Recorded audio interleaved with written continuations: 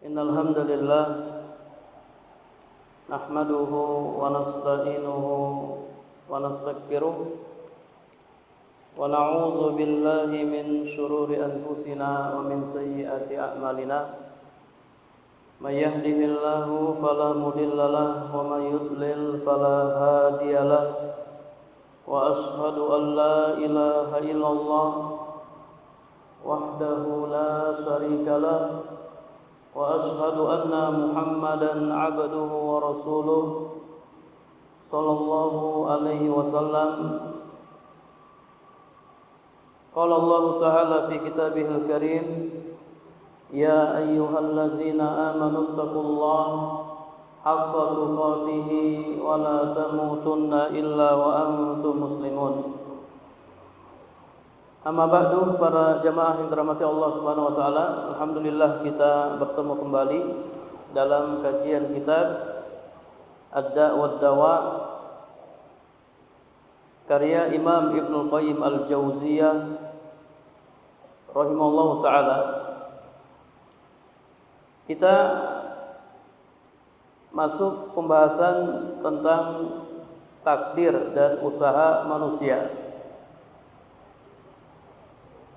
Para jamaah yang dirahmati Allah Subhanahu wa taala, terjadinya kebaikan dan keburukan di dunia dan di akhirat itu sangat berkaitan dengan perbuatan manusia. Dan ini banyak sekali Allah sebutkan dalam Al-Qur'an. Misalnya dalam surat Al-A'raf ayat 166, Allah Subhanahu wa taala berfirman, falamma atau ammanuhu anhu qulna lahum kunu qiradatan khasi'in. Tatkala mereka bersikap sombong dari apa yang dilarang dari mereka. Mereka dilarang, seharusnya mereka meninggalkan larangan Allah, namun mereka sombong. Mereka malah melakukan larangan Allah. Qulna lahum kunu qiradatan khasi'in. Kami katakan kepada mereka, jadilah kalian kera-kera yang hina.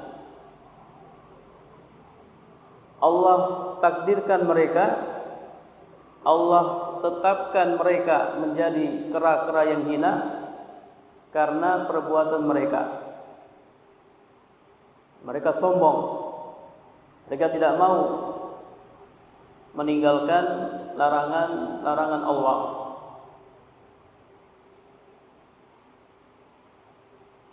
Dalam ayat yang lain, dalam surat Az-Zukhruf ayat 55, Allah Subhanahu wa taala berfirman, falamma asafuna intaqamna minhum. Tatkala mereka membuat kami murka, maka kami menghukum mereka. Kenapa mereka dihukum? Kenapa mereka ditakdirkan Allah dihukum? Karena mereka membuat Allah murka. Jadi Allah mentakdirkan sesuatu ya karena perbuatan hamba. Kalau perbuatannya buruk, maka takdirnya buruk. Dalam surat Al-Maidah ayat 38, Allah Subhanahu wa taala berfirman, was-sariqu was-sariqatu faqata'u aydiyahuma jazaa'an bima kasaba nakala. Laki-laki dan perempuan yang mencuri, maka potonglah tangan keduanya sebagai balasan atas perbuatan yang mereka lakukan. Kenapa tangan mereka dipotong? Karena mereka mencuri. Jadi ada sebabnya. Ini hukum Islam, ya. Dalam hukum Islam, orang yang mencuri kemudian barang yang dicuri itu sudah mencapai nisab, maka tangannya harus dipotong.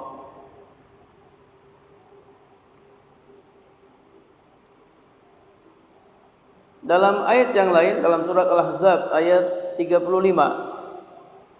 Allah Subhanahu wa taala berfirman, "Innal muslimina wal muslimat wal mu'minina wal mu'minat wal qanitina wal qanitat was shadiqina was shadiqat was sabirina was sabirat wal khashi'ina wal khashi'at wal mutasaddiqina wal mutasaddiqat was sha'imina was sha'imat wal hafizina furujahum wal hafizat والذاكرين الله كثيرا والذاكرات أعد الله لهم مغفرة وأجرا عظيما.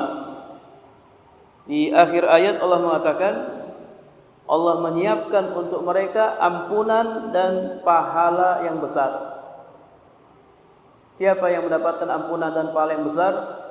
Al-muslimina wal muslimat.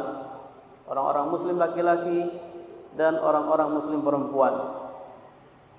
Wal mu'minina wal mu'minat. Orang-orang mukmin laki-laki dan orang-orang mukmin perempuan. Wal qanitina wal qanitat. Laki-laki dan perempuan yang tetap dalam ketaatan. Was shadiqina was shadiqat. Laki-laki dan perempuan yang jujur. Was-sabirina was-sabirat, laki-laki dan perempuan yang bersabar. Wal-khashi'ina wal-khashi'at, laki-laki dan perempuan yang khusyuk. Wal-mutasaddiqina wal-mutasaddiqat, laki-laki dan perempuan yang bersedekah.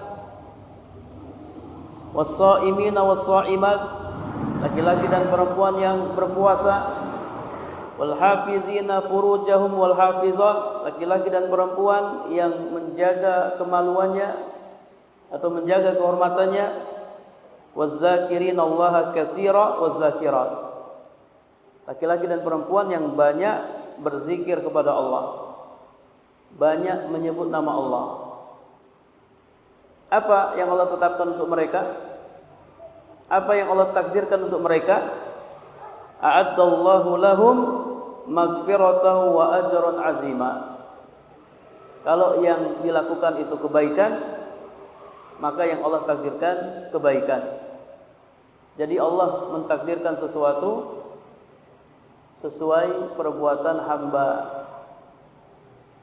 sesuai usaha manusia.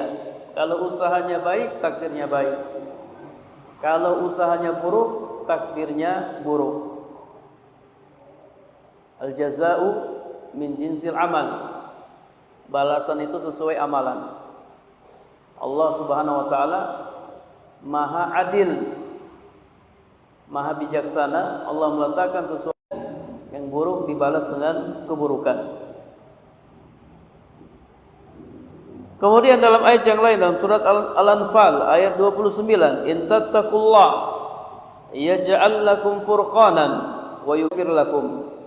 Jika kalian bertakwa kepada Allah, maka Allah akan memberikan kepada kalian furqan, yakni kemampuan untuk membedakan antara yang hak dan yang batil. Allah kasih kepada orang yang bertakwa furqan, jadi dia bisa membedakan mana yang hak dan mana yang batil, mana yang benar dan mana yang salah, mana yang tauhid, mana yang syirik, mana yang sunnah, mana yang bid'ah, mana yang ketaatan dan mana yang kemaksiatan. Dia bisa membedakannya karena dia bertakwa kepada Allah. Kalau dia tidak bertakwa kepada Allah, dia nggak bisa membedakannya. Nggak bisa membedakan bainal haqqi wal batil, antara kebatilan atau antara kebenaran dan kebatilan. Bingung dia. Bahkan bisa jadi Yang hak dianggap sebagai batil dan yang batil dianggap sebagai hak. Ya, tauhid dianggap sebagai syirik. Syirik dianggap sebagai tauhid. Anti sunnah dianggap sebagai bid'ah, bid'ah dianggap sebagai sunnah. Ketaatan dianggap sebagai kemaksiatan, kemaksiatan dianggap sebagai ketaatan. Kebalik. Karena dia tidak bertakwa kepada Allah. Jika kalian bertakwa kepada Allah, Allah akan memberikan kepada kalian furqan. Wa yukaffir ankum sayyi'atikum, dan Allah akan menghapus kesalahan-kesalahan kalian. Wa yaghfir lakum, dan mengampuni dosa-dosa kalian.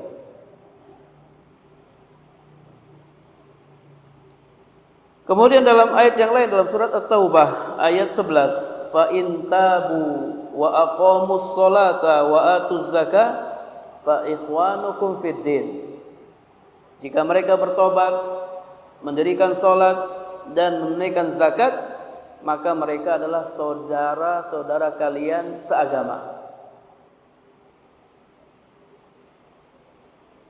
Berarti kalau tidak tobat, tidak salat, tidak zakat, ya, mereka bukan saudara-saudara kalian seagama.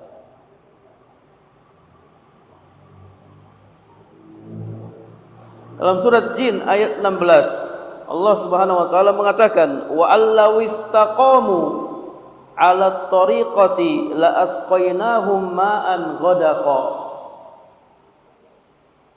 Jikalau mereka tetap berjalan lurus di atas jalan itu, yakni agama Islam,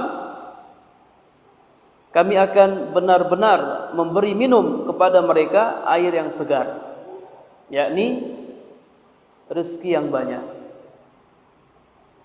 Ya, kalau kita berjalan lurus di atas agama Islam, kita amalkan agama Islam sesuai yang Allah perintahkan, maka Allah akan memberikan rezeki yang banyak kepada kita. Ayat ini semakna dengan ayat yang lain, wa may yattaqillah yaj'al lahu makhraja wa yarzuquhu min haitsu la yahtasib. Siapa yang bertakwa kepada Allah, Allah Subhanahu wa taala akan berikan jalan keluar baginya dan melimpahkan rezeki kepadanya dari arah yang tidak disangka-sangka.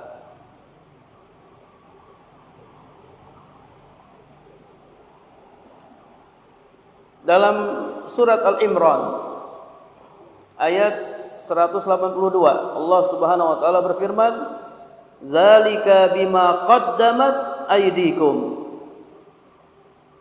Azab yang demikian itu disebabkan perbuatan tangan kalian sendiri.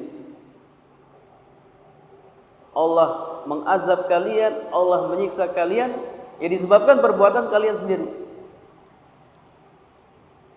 Bahkan musibah yang menimpa kita, wa ma asaba min musibatin bil ardi wala fi anfusikum, tidak ada satu musibah pun yang terjadi di muka bumi dan yang menimpa diri kalian kecuali sudah ditakdirkan. Dan Allah mentakdirkannya ya karena perbuatan kalian. Bima qaddamat aydikum, karena perbuatan kalian. Kira-kira kalau terjadi banjir, itu gara-gara siapa? Kalau terjadi banjir, siapa yang disalahkan? Manusia, ya, buang sampah sembarangan, kemudian tebang hutan. Gara-gara perbuatan manusia sendiri, Allah tetapkan banjir. Allah Subhanahu wa taala menetapkan banjir. Kalau mereka tidak buang sampah sembarangan, mereka jaga lingkungan dan seterusnya, maka tidak akan terjadi banjir. Ini namanya sunnatullah, ketetapan Allah Subhanahu wa taala.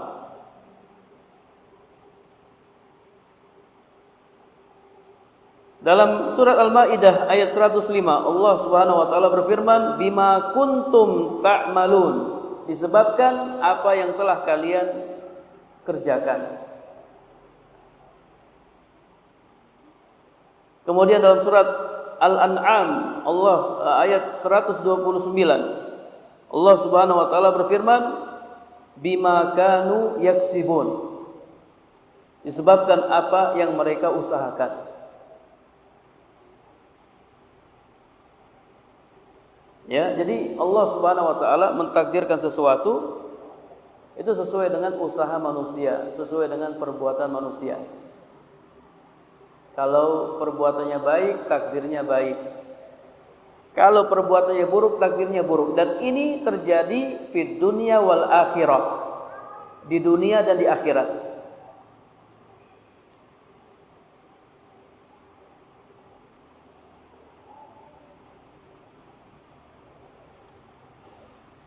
Dalam surat Asy-Syams ayat 14, Allah Subhanahu wa taala berfirman, "Fakazzabuhu fa'aqaruha fadamdama 'alaihim rabbuhum bidzambihim fasawwaha."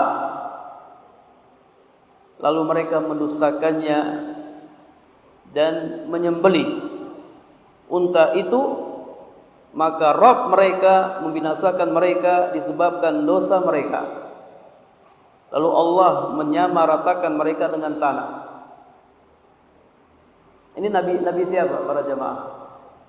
Nabi siapa yang didustakan? Nabi siapa yang mukjizatnya onta? Onta keluar dari batu.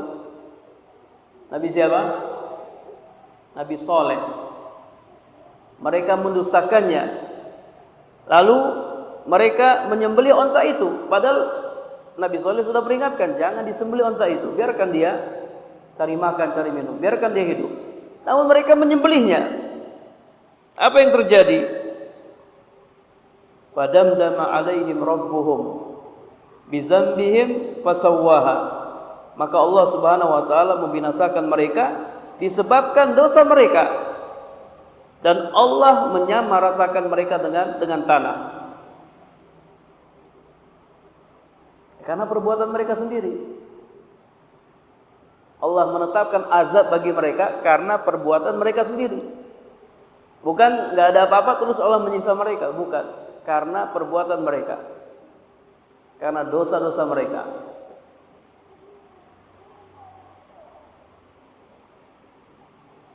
Dalam surat Al-Haqqah ayat 10, Allah Subhanahu wa taala berfirman, "Fa'asau rasula rabbihim fa'akhazahum akhzatar rabiyah."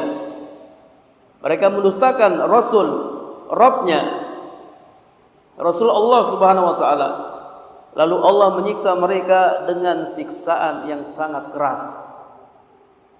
Kenapa mereka disiksa dengan siksaan yang sangat keras? Karena mereka mendustakan utusan Allah. Jadi ada sebabnya. Fir'aun laknatullah alaihi. Kenapa Fir'aun disiksa? Nah, para jemaah, kenapa Fir'aun disiksa? Kenapa?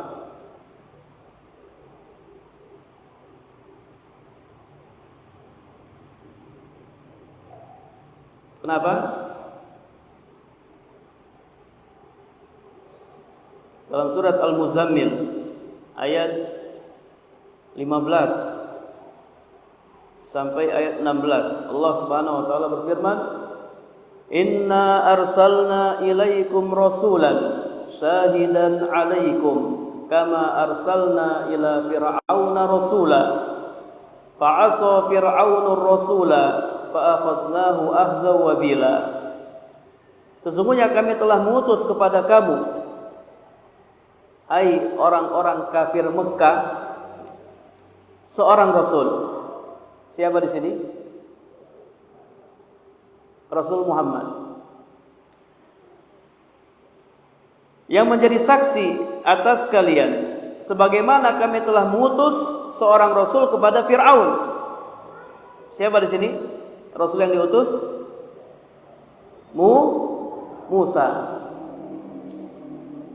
Fa'asa Fir'aunur rasula, maka Fir'aun mendurhakai rasul itu. Fir'aun durhaka kepada Musa.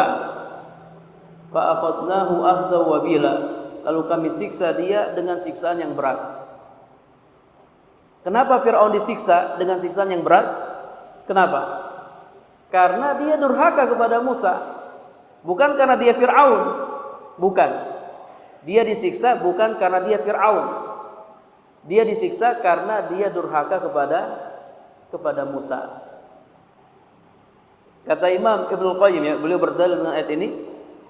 Demikian pula kita umat Islam, kalau kita durhaka kepada Rasul Muhammad sallallahu alaihi wasallam, maka nasib kita sama seperti Fir'aun. Kita juga akan disiksa oleh Allah Subhanahu wa taala.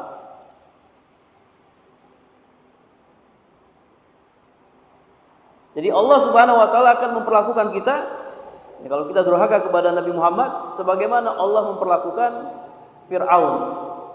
Sebagaimana Allah memperlakukan orang-orang dahulu yang mereka durhaka kepada Rasul. Jadi sama plek.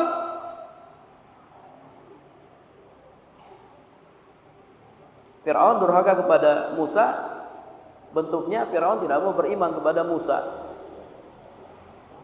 Bahkan Fir'aun mengaku dirinya sebagai Tuhan. Ini bentuk kedurhakaan yang paling besar.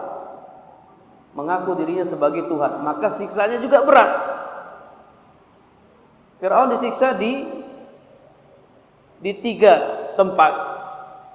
Di dunia disiksa dengan ditenggelamkan di Laut Merah, kemudian di alam kubur, ya, tiap pagi dan petang ditampakkan kepadanya neraka, dan pada hari kiamat dikatakan kepada Fir'aun, masuklah kamu dan bala tentaramu ke dalam neraka. Disiksa di dunia, di alam kubur, dan di akhirat. Siksaan yang berat. Ya, jadi kalau kita durhaka kepada Nabi Muhammad SAW, kita tidak mau taat kepadanya, maka nasib kita sama dengan Fir'aun. Kita juga akan disiksa oleh Allah Subhanahu wa taala.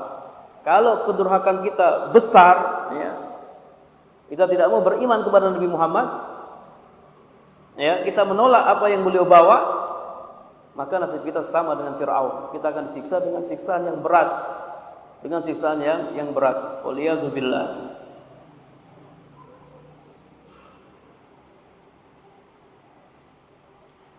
Fakazzabuhuma dalam surat Al-Mu'minun ayat 48. Fakazzabuhuma fakanu minal muhlakin. Mereka mendustakan keduanya, maka jadilah mereka orang-orang yang dibinasakan.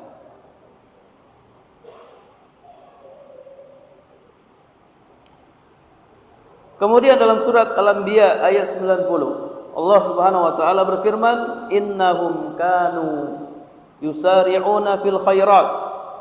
Sesungguhnya mereka adalah orang-orang yang bersegera dalam kebaikan. Nah, ini orang-orang yang ditakdirkan baik. Mereka bersegera dalam kebaikan. Lawan ayat ini, surat Al-Anbiya ayat 77. Allah Subhanahu wa taala berfirman, "Innahum kanu qauma sau'in fa aghraqnahum ajma'in." Sesungguhnya mereka adalah kaum yang jahat, maka kami tenggelamkan mereka semuanya. Tenggelamkan oleh Allah Subhanahu wa taala karena kejahatan mereka. Kemudian dalam surat As-Saffat ayat 143 sampai 144, Allah Subhanahu wa taala berfirman, "Innahum falaula annahu kana minal musabbihin lalabisa fi batnihi ila yaumi yub'atsun." Seandainya dia tidak termasuk orang-orang yang banyak mengingat Allah, niscaya dia akan tetap tinggal di perut ikan itu sampai hari kebangkitan. Siapa di sini? Nabi Yunus alaihissalam. Kalau seandainya Nabi Yunus tidak termasuk orang yang banyak mengingat Allah, niscaya dia akan tetap tinggal di perut ikan itu sampai hari kiamat. Dia nggak bisa keluar dari perut ikan. Namun karena Nabi Yunus alaihissalam ini termasuk orang yang banyak mengingat Allah, maka Allah tetapkan lain. Allah tetapkan dia keluar dari dari perut ikan.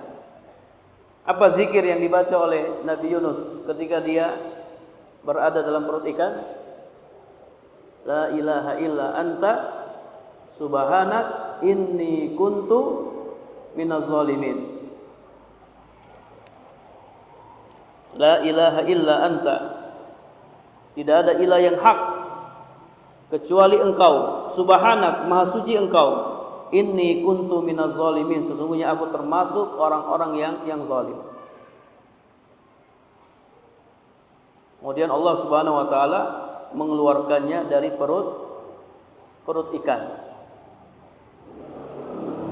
Apa kesalahan Nabi Yunus? Apa kesalahan Nabi Yunus ya para jamaah yang dirahmati Allah Subhanahu wa taala? Kenapa Nabi Yunus sampai ditelan oleh ikan? Apa kesalahan Nabi Yunus? Meninggalkan kaumnya. Jadi dia berdakwah, kemudian dakwahnya tidak diterima, dia tinggalkan mereka. Kemudian dia naik kapal ingin pergi. Ya, lalu diundi ya, mungkin karena kapalnya terlalu berat, harus ada yang lompat. Diundi, nama Nabi Yunus yang keluar. Sampai berkali-kali. Akhirnya dia lompat, kemudian dia ditelan oleh ikan. Jadi harus sabar ya. Memang dakwah itu harus sabar. Jangan kita baru dakwah baru beberapa hari, kemudian dakwah kita ditolak, kita langsung menyerah, langsung udahlah ya. Biarkan saja mereka tersesat. Harus bersabar. Dakwah itu butuh kesabaran. Bertahun-tahun para jamaah ya. Dakwah itu bertahun-tahun. Dakwah itu butuh proses. Tidak semudah membalikkan telapak tangan. Ya. Terkadang sampai butuh belasan tahun, butuh puluhan tahun dan seterusnya. Bahkan orang yang berdakwah sudah meninggal, baru orang yang didakwai sadar, oh betul yang disampaikan oleh ustadz dulu betul. Ustadznya sudah meninggal. Mat'unya baru sadar kapan? Ketika ustadznya sudah meninggal, sudah lama sekali.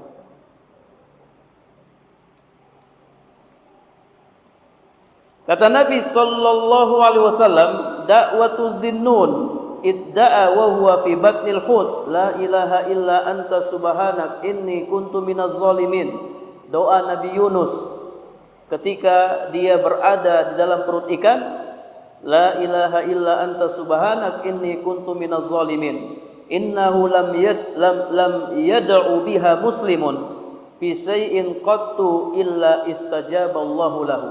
Tidaklah seorang muslim berdoa kepada Allah dengan doa ini dalam perkara apapun kecuali Allah Subhanahu wa taala akan mengabulkannya. La ilaha illa anta subhanak inni kuntu minaz zalimin.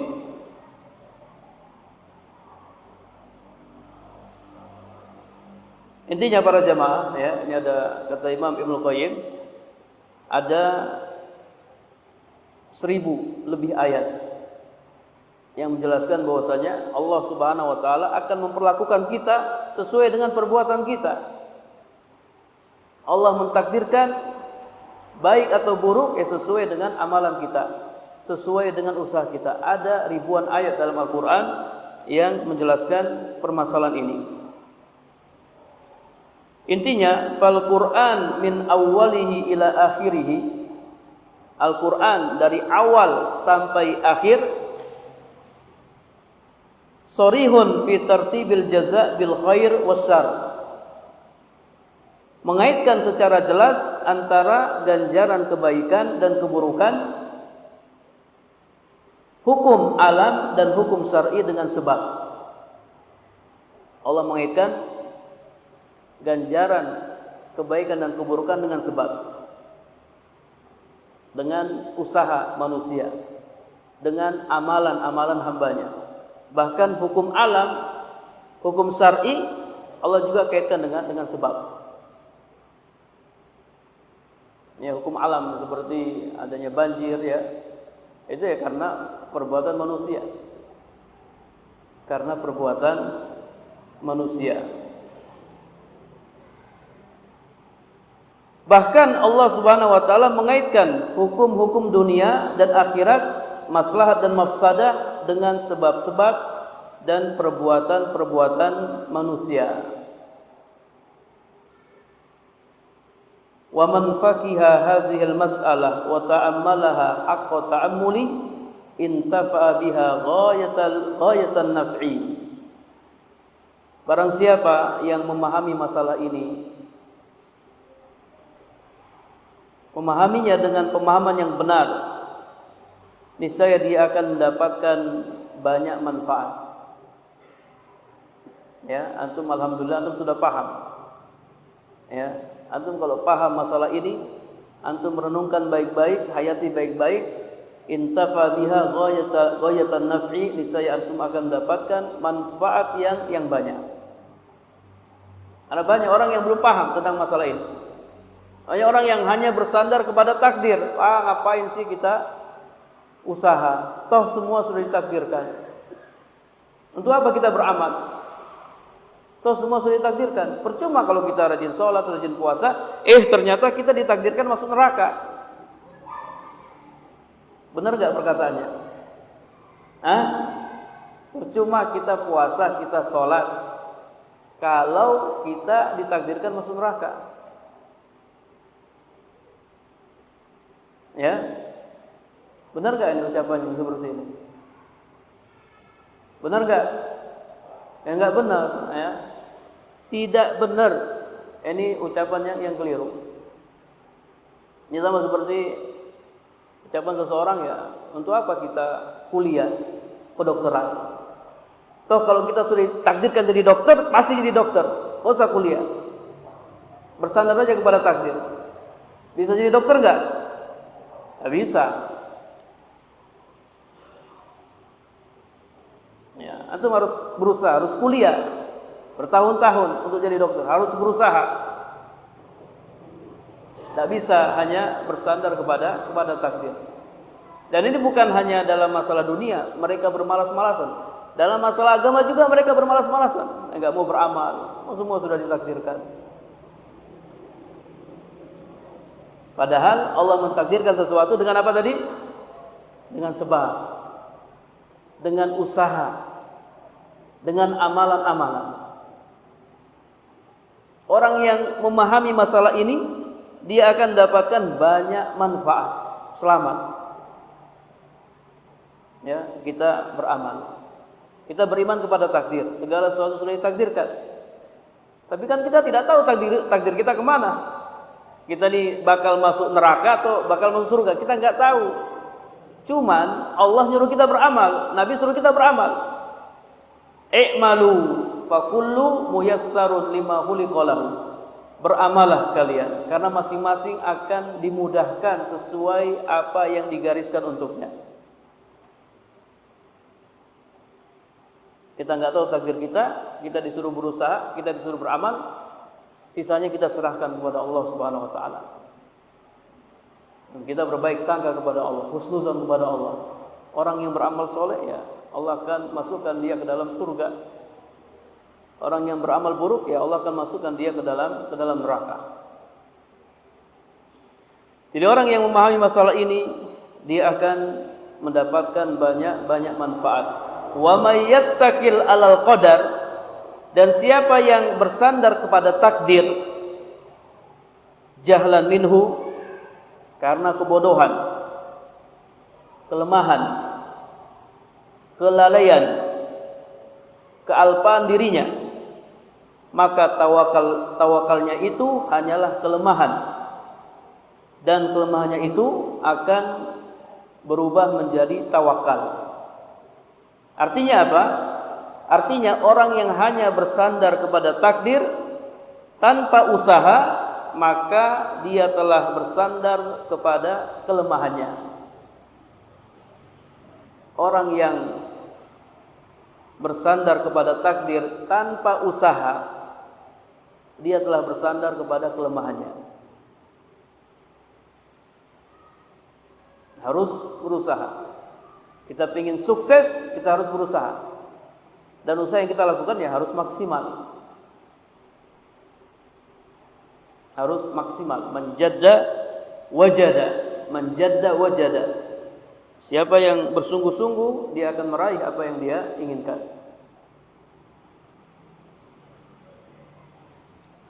Bal al-faqih kullul faqih.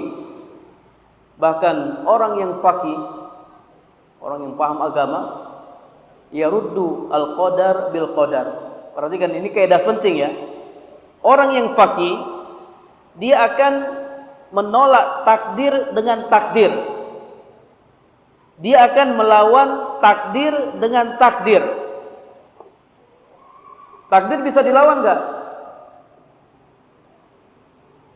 Takdir bisa dilawan enggak? Bisa. Dengan takdir juga. Takdir dilawan dengan takdir.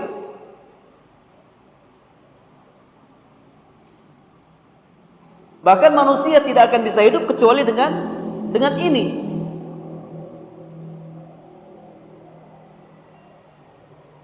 Lapar. Lapar itu takdir atau bukan? Kalau antum lapar, itu takdir atau bukan? Takdir. Nggak ada sesuatu yang di luar dari takdir Allah. Lapar itu takdir. Gimana cara menghilangkan takdir lapar? Makan. Antum makan, hilang takdir lapar. Haus itu takdir atau bukan? Takdir. Gimana cara melawan takdir haus? Minum itu juga takdir. Ya, ana contohkan lagi. Dulu saya contohkan ya, ana haus ini insyaallah. Ya, coba haus ini takdir ini ya. Ana haus takdir Allah. Ana lawan dengan minum. Minum bismillah. Hilang kan? Takdir hausnya hilang. Ana lawan dengan takdir minum. Minum ini juga takdir. Minum ini juga takdir. Takdir dilawan dengan takdir. Inilah makna sabda Nabi, tidak ada yang bisa menolak takdir kecuali doa. Kenapa doa bisa menghilangkan melawan takdir, merubah takdir? Kenapa doa bisa merubah takdir? Karena doa termasuk bagian dari takdir. Karena doa itu bagian dari takdir. Ketika antum berdoa, itu takdir Allah Subhanahu wa taala. Jadi orang yang faqih adalah orang yang melawan takdir dengan takdir, menolak takdir dengan takdir, dan manusia tidak akan bisa hidup ya kecuali dengan ini. Ini sehari-hari kita lakukan.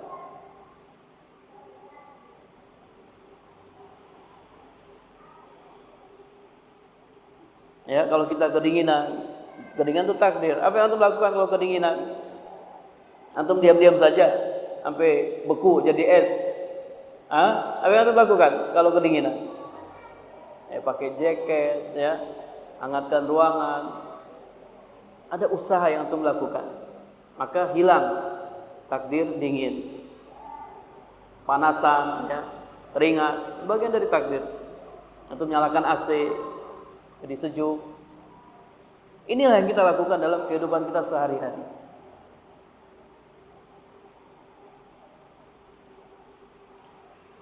Wa hakaza man faqahallahu wa alhamahu rusdahu. Demikian pula orang yang Allah pahamkan dia dan Allah ilhamkan kepadanya petunjuknya, dia akan menolak takdir hukuman di akhirat. Dia akan menolak takdir hukuman di akhirat biqadari taubati wal iman wal a'malis shalihah, dengan takdir taubat, iman dan amal soleh. Hal ini sama dengan takdir yang dia takuti di dunia. Sama dengan tadi ya, kalau kita lapar kita makan, kalau kita haus kita minum. Sama persis. Tatkala kita sebagai manusia yang berakal, melawan takdir lapar dengan makan, melawan takdir haus dengan minum, dan lain-lain dari perkara-perkara yang kita takuti di dunia, kenapa kita tidak melawan takdir azab di akhirat dengan bertobat, beriman dan beramal soleh? Kenapa kita tidak melakukan hal yang sama? Kenapa kalau akhirat kita bermalas-malasan? Kan semua sudah takdir. Tapi ketika kita lapar, kita tidak mengatakan hal itu. Ya, ana haus misalnya, ini ada air. Ana haus ya, ini ada air. Kenapa ana tidak mengatakan, hilangnya dahaga itu sudah takdir. Kalau Allah tetapkan pasti terjadi. Ana tidak perlu minum. Haus ya, tidak perlu minum. Kalau takdirkan dahaga ana hilang, pasti hilang. Kira-kira hilang enggak? Hilang enggak? Enggak hilang. Sudah bisa mati ya. Kalau mau hilang dahaganya ya minum. Minum, berusaha. Maka perkara akhirat juga seperti itu. Kalau kita ingin selamat dari azab Allah, ya, masuk neraka itu takdir. Kita ingin selamat dari masuk neraka, ya kita berusaha, kita lawan dengan bertobat kepada Allah Subhanahu wa taala, dengan beriman dan dengan beramal soleh. Ya, jadi kalau antum misalnya berangkat ke masjid, antum pergi ke masjid sholat, terus ada orang mengatakan ke antum, Pak, untuk apa antum berangkat ke masjid, Pak? Toh kalau bapak sudah ditakdirkan masuk neraka, kan masuk neraka juga. Antum jawab apa orang seperti ini? Antum jawab apa? Justru saya mau melawan takdir itu. Saya mau melawan takdir masuk neraka dengan berangkat sholat, pergi ke masjid. Karena takdir bisa dilawan dengan takdir. Takdir bisa ditolak dengan takdir. Sebagaimana yang kita lakukan di dunia ini.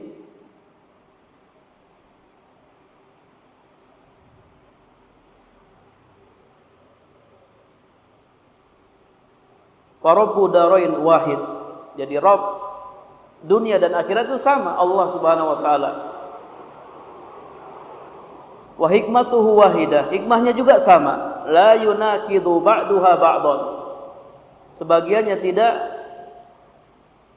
bertolak belakang dengan sebagian yang lain. Wala yubtilu ba'duha ba'dhan. Sebagiannya tidak membatilkan sebagian yang lain. Jadi sama. Hukum dunia ya sama dengan hukum akhirat. Sama. Fahadhil mas'alah min asrafil masail. Ini adalah masalah yang sangat penting bagi orang yang mengetahui kedudukannya dan memperhatikannya dengan seksama. Allahul musta'an. Dan masalah ini ya, masalah melawan takdir dengan takdir ya, Masya Allah ya, ini kita tahu dari buku ini, buku Imam Ibnu Qayyim al-Jauziyah. Yang kita paham ya ketika kita ditanya. Pertanyaan tentang takdir ini banyak sekali para jamaah. Kita kalau bahas al-iman bil qadar, beriman kepada takdir itu wah, pertanyaan banyak sekali.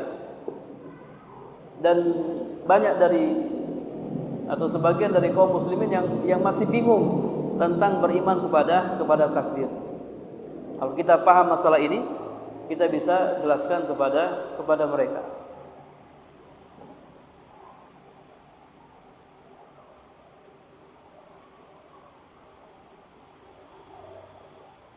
Jadi kira-kira apa takdir dan usaha manusia? Ini punya takdir dan usaha manusia. Ini punya apa? Punya hubungan yang sangat erat. Takdir dan usaha manusia ini punya hubungan yang sangat erat. Allah mentakdirkan sesuatu kepada kita itu sesuai perbuatan kita, sesuai usaha kita, sesuai amalan kita.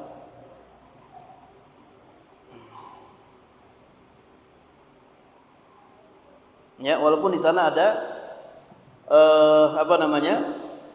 ahkamul asbab, ada hukum-hukum mengambil sebab atau hukum-hukum ya ketika kita berusaha. Dan ini penting ya, ini sangat penting.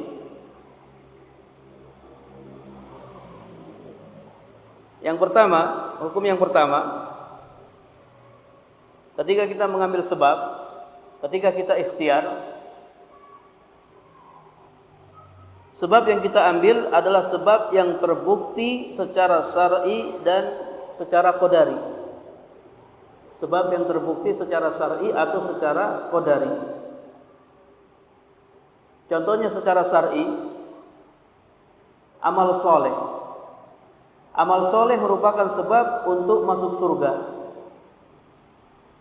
Demikian pula bertakwa kepada Allah merupakan sebab untuk mendapatkan kemudahan dalam menyelesaikan urusan dan sebab untuk mendapatkan kelapangan rezeki.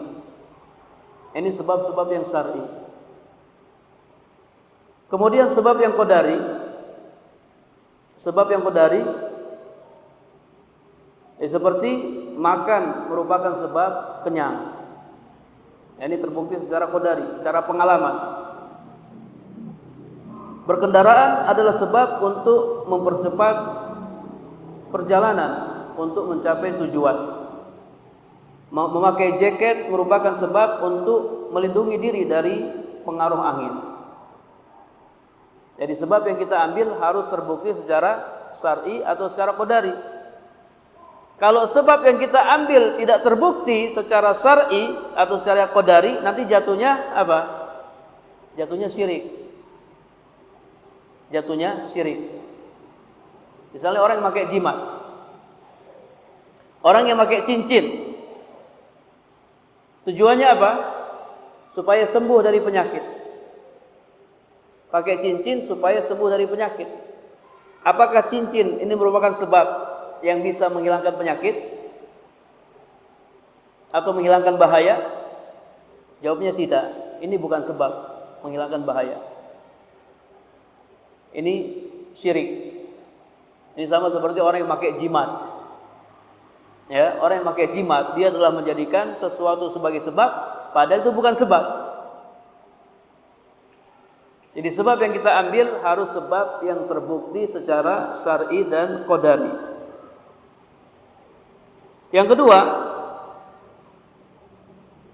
ketika mengambil sebab, hati tetap bergantung kepada Allah Subhanahu wa taala. Tidak boleh bergantung kepada sebab. Ya, ini juga penting.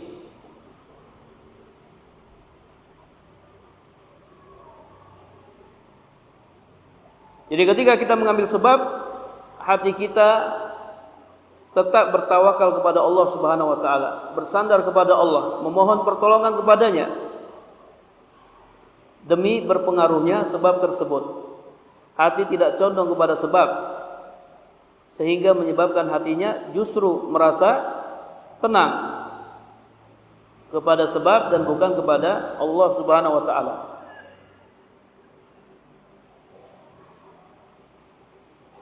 Misalnya seseorang yang merasa pasti akan berhasil ketika telah memperhitungkan segala sesuatu dan segala kemungkinan yang akan terjadi, maka ada indikasi bahwa dia telah bersandar kepada sebab. Dia sudah perhitungkan, ya, nanti keuntungannya sekian, ruginya sekian, ya. Kemudian dia yakin pasti berhasil. Ini pasti berhasil, pasti sukses, ya. Dia telah bersandar kepada sebab. Belum tentu berhasil, belum tentu sukses, bisa jadi gagal.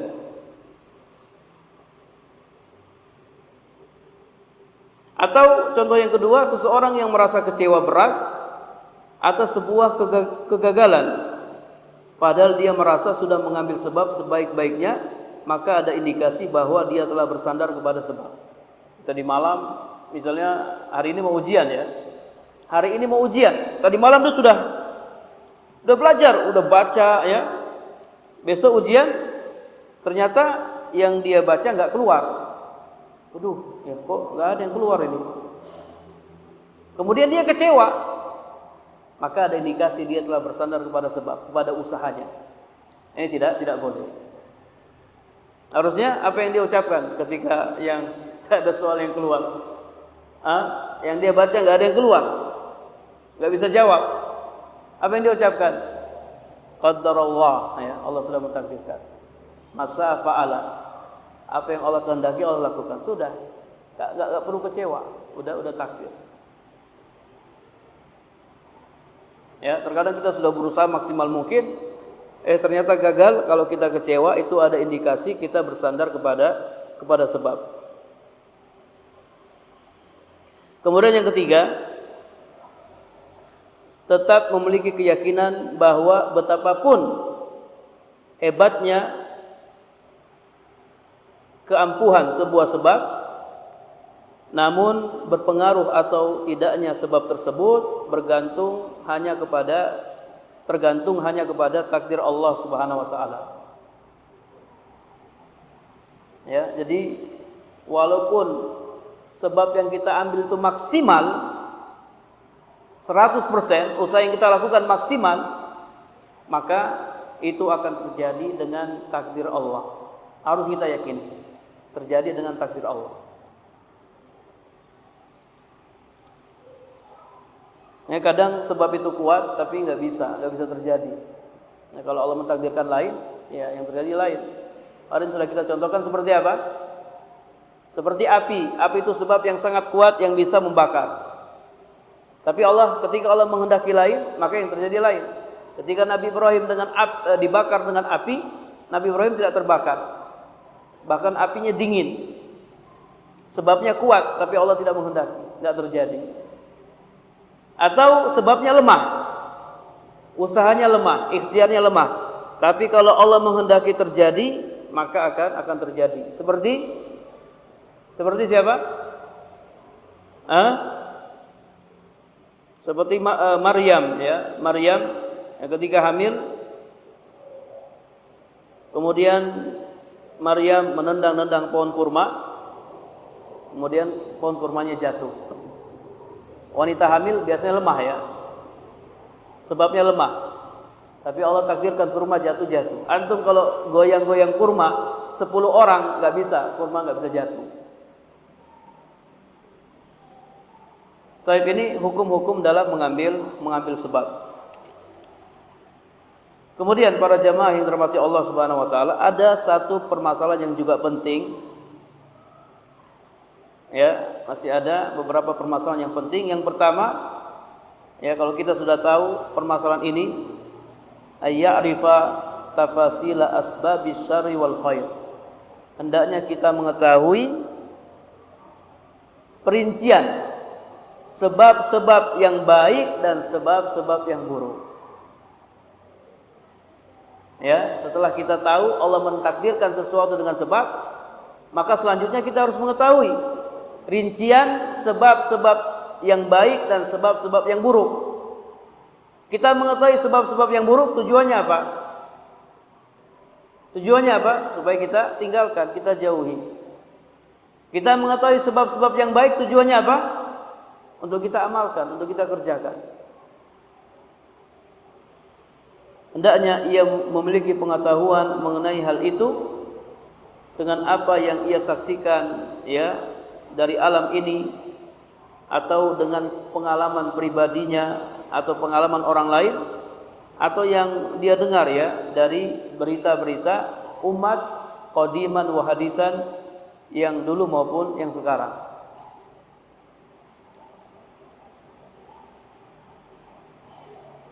Wa min anfa'i ma fi dzalik tadabburul Qur'an. Cara yang paling bermanfaat untuk mengetahui rincian sebab-sebab yang baik dan sebab-sebab yang buruk adalah tadabburul Qur'an, mentadabburi Al-Qur'an.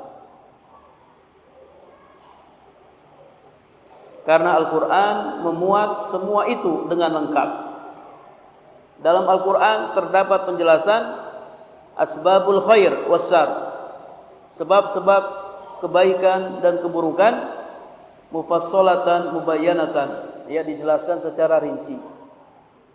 Sebab-sebab yang baik dan sebab-sebab yang buruk. Kemudian setelah Al-Quran apa? As-Sunnah, ya, mentadabburi As-Sunnah. Karena Sunnah merupakan saudara kandung Al-Quran. As-Sunnah adalah wahyu kedua. Barang siapa memusatkan perhatiannya terhadap keduanya, Al-Quran dan Sunnah, niscaya dia akan tercukupi. Al-Quran dan Sunnah akan memperlihatkan kepadanya ya keburukan dan kebaikan dan sebab-sebab keduanya, sehingga seakan-akan dia melihatnya ya secara langsung atau melihatnya dengan mata kepala. Tapi kita harus belajar. Kita harus belajar Al-Quran dan Sunnah, harus ngaji. Semakin sering kita ngaji ya semakin banyak kita tahu, oh ini sebab kebaikan, oh ini sebab keburukan. Ini sebab kebaikan, ini sebab keburukan. Jadi dari pengalaman melihat alam semesta, atau dari cerita orang, atau dari Al-Quran dan Sunnah. Ini cara yang paling bermanfaat. Dan kalau kita sudah pelajari Al-Quran dan Sunnah, ya, kemudian kita perhatikan, ya, orang-orang yang ada di sekitar kita, atau kita perhatikan diri kita, ternyata benar, ya, apa yang Allah sebutkan dalam Al-Quran dan Sunnah benar adanya, benar. Orang yang melakukan ini dia akan begini, orang yang melakukan itu dia akan begitu, benar sebagaimana yang dijelaskan dalam Al-Quran dan Sunnah. Orang yang melakukan kebaikan hidupnya enak, nyaman, tentram, hatinya bahagia, dan itu kita rasakan. Orang yang bertakwa hatinya akan tenang, tentram, itu kita rasakan, benar. Orang yang berbuat keburukan ya hidupnya akan penuh ketakutan ya, kekhawatiran dan seterusnya, dan benar. Apa yang dijelaskan dalam Al-Quran dan Sunnah benar adanya. Tapi mungkin ini yang bisa ana sampaikan ya terkait dengan takdir dan usaha manusia. Jadi sekali lagi Allah mentakdirkan sesuatu dengan sebab, dengan usaha manusia, dengan amalan manusia. Maka kalau kita ingin takdir kita baik, maka lakukanlah kebaikan. Lakukanlah kebaikan. Wallahu a'lam bishawab.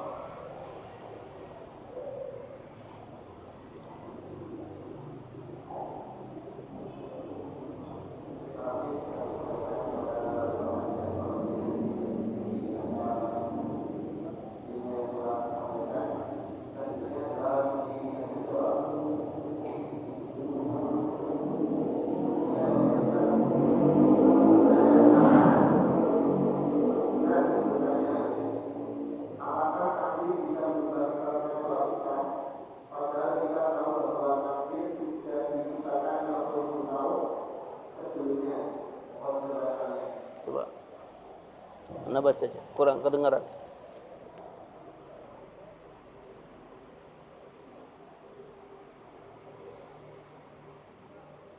Baik, apakah takdir bisa berubah karena doa kita?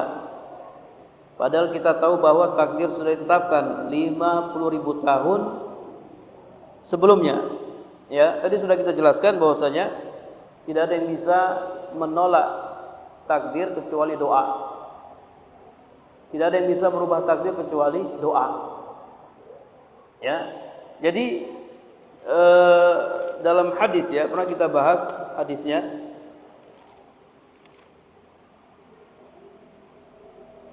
Nabi sallallahu alaihi wasallam bersabda, "La yughni hadzarun min qadarin. Wa du'a yanfa'u mimma nazala wa mimma lam yanzil." Sikap waspada tidak bisa menolak takdir, dan doa itu bermanfaat bagi bencana yang sudah turun maupun bencana yang belum turun. Wa innal bala la yanzil. Sesungguhnya bencana akan turun, lalu dia bertemu dengan doa, kemudian keduanya bertarung sampai hari kiamat. Misalnya di bencana gempa bumi mau turun ya, mau menimpa kita, kita berdoa, ya Allah ya, jauhkanlah gempa bumi dari Yogyakarta, dari kami. Maka doa kita naik. Doa kita naik bertemu dengan bencana yang akan turun.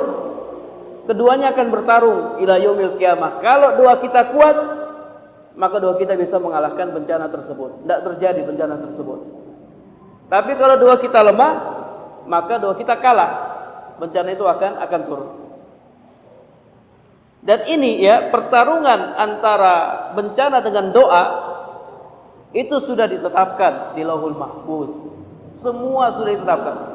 Ketika kita tidak berdoa, ketika kita berdoa, kemudian setelah kita berdoa terjadi perubahan, kita tidak berdoa, tidak berubah, itu semua sudah tertulis di Lauhul Mahfuz. Ya, jadi tidak bertentangan. Kayak tadi ya, ana haus tadi ya, atau sekarang ini ana haus. Ini takdir. Kemudian ana lawan dengan minum. Ana lawan dengan minum. Ana minum lagi. Bismillah. Hilang haus ana.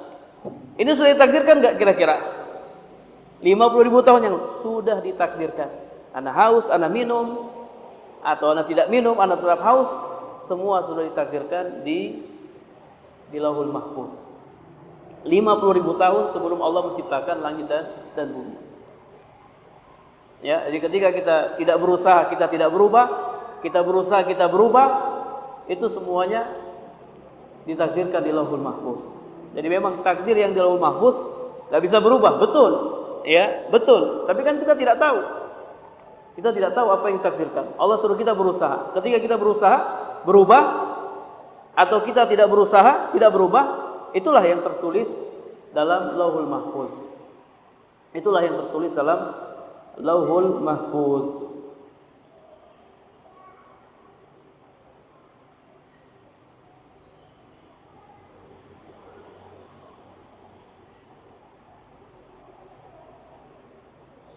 Ustaz, karena dosa-dosa kita, maka ya, yang pertama ada tikus banyak ya, tikus yang masuk rumah. Kemudian juga kendaraan mogok ya, mobil motor mogok dan sebagainya. Sulit bangun untuk sholat tahajud ya, mohon penjelasannya. Para jamaah yang dirahmati Allah Subhanahu wa taala, jadi semua dosa yang kita lakukan ada dampaknya. Nanti kita akan bahas ini. Imam Ibnu Qayyim beliau bahas secara rinci tentang dampak buruk maksiat. Semua kemaksiatan yang kita lakukan ada dampaknya. Entah dampaknya langsung kita rasakan, atau mungkin ya seminggu lagi, sebulan lagi, atau mungkin nanti 40 tahun lagi baru kita rasakan dampaknya. Doa pasti meninggalkan bekas, pasti ada dampaknya. Dampaknya bisa kita rasakan langsung, atau ditunda ya beberapa hari, beberapa minggu, atau bisa ditunda beberapa puluh tahun yang akan datang. Makanya ada salah seorang ulama salaf yang di masa tuanya dia terlilit utang. Di masa tuanya dia terlilit utang, kemudian dia berkata, ini karena dosa-dosa saya dulu ketika saya masih muda. Dia baru rasakan dampaknya ketika dia sudah tua. Maksiat pasti meninggalkan dampak buruk. Nah, di antaranya ini ada tikus ya, kadang tikus masuk rumah banyak, itu karena dosa-dosa yang kita lakukan. Ya, kemudian juga mobil mogok, motor mogok, kemudian juga sulit bangun sholat tahajud dan seterusnya karena dosa-dosa yang kita lakukan. Ya, tidak bisa bertemu nih kebaikan dengan keburukan, nggak bisa bertemu, ketaatan dengan kemaksiatan. Orang yang bermaksiat pasti malas melakukan ketaatan. Nggak ada orang yang bermaksiat kemudian rajin tahajud, nggak ada, nggak ketemu. Orang yang maksiat pasti malas. Itu hukuman bagi dosa maksiat yang dia lakukan. Jadi kalau ingin bangun sholat tahajud, ya tinggalkan maksiat, jauhi dosa-dosa.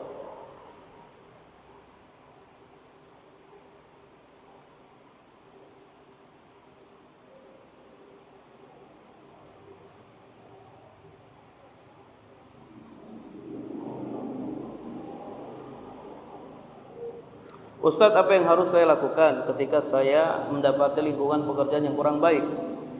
Kemudian saya mutasi ke kantor lain dan berusaha beribadah dan berdoa kepada Allah Ta'ala. Akan tetapi masih mengalami lingkungan kantor yang kurang baik. Ya, masih mengalami lingkungan kantor yang kurang baik juga. Seperti pekerjaan yang terlalu banyak sehingga menyita waktu saya untuk keperluan ibadah dan keperluan keluarga saya. Apakah ini termasuk takdir yang erat dengan usaha saya? Mohon sarannya. Para jamaah yang dirahmati Allah Subhanahu wa taala, jadi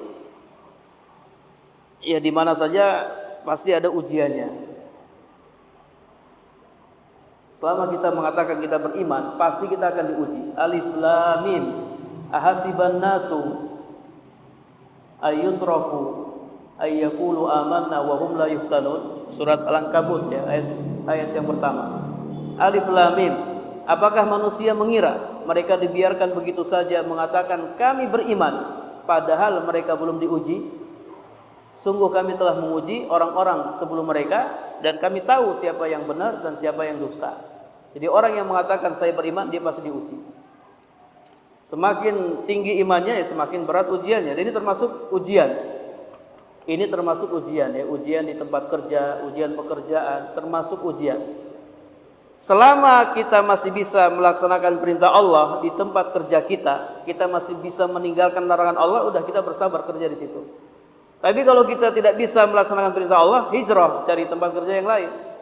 Misalnya antum kalau kerja sini nggak bisa sholat misalnya, kerja di tempat itu nggak bisa sholat 5 waktu, cari tempat yang lain, cari tempat kerja yang lain. Ternyata tempat kerja yang kedua masih sama seperti itu.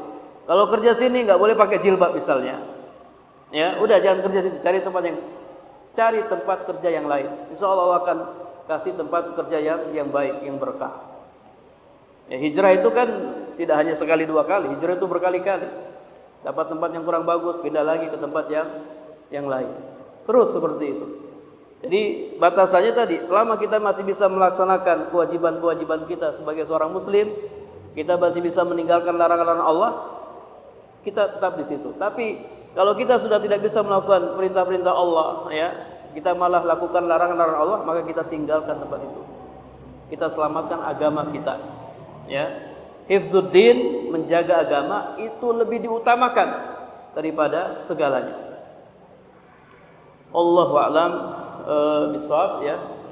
Ini barangkali yang bisa kita jawab, mudah-mudahan bermanfaat. Cukup ya.